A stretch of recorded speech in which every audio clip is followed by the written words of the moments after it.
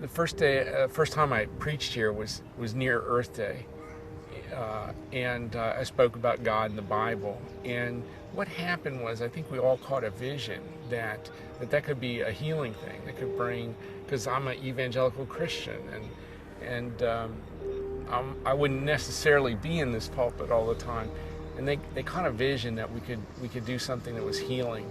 And so this Earth Day, speaking here, has been the product of that vision, because it's not just a sermon that happens to fall on Sunday and that happens to be Earth Day and there are going to be 100,000 people on the mall or whatever. We're bringing all these people together that are from seminaries, and we're starting this historic seminary alliance. We're having these seminaries sign that they'll live, preach, teach, hold each other accountable for good stewardship. And it's America's largest seminary, America's second largest. I think the sixth largest is next. So these are not minor players. Not that big is always better, but these are evangelical seminaries that say, we look in our Bible tells us to take care of this planet. We've got to be part of this conversation. So it's a historic day. If churches aren't involved in this work, then they're not involved in the work of the church. I mean, the very first commands we were given were to protect this place that we'd been given. And of course, the profound gospel injunction to love one's neighbor can't be carried out in a world where our lifestyles are drowning our neighbors and sickening them and starving them. And the churches not only have to do this because of their own internal consistency of that which we read and worship and act on, but we have a great opportunity here.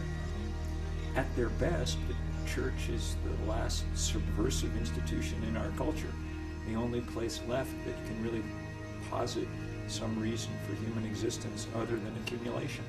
And it's precisely that we need to bring to the fore right now when it's desperately needed. Starting this September, we're going to do every month a themed month where we'll examine things that some people might say are environmental. We in the church might call them creation care. Throughout the month, there'll be forums and films and lectures and talks. And once a month, I'll come here and give a sermon on a particular thing and have a forum. Like tomorrow's forum guest is Wendell Berry. We'll have others throughout the year that I think people want to hear what they have to say. We'll look at things like Sabbath. Why the fourth commandment is actually maybe man's last and best hope, as Abraham Lincoln said.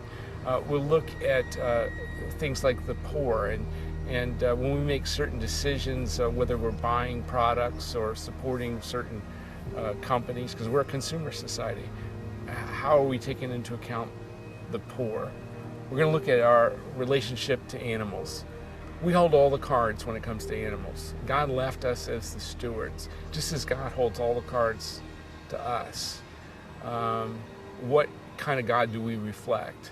And to come back here and preach is just a thrill, because it's an honor, to realize that you're part of this big story.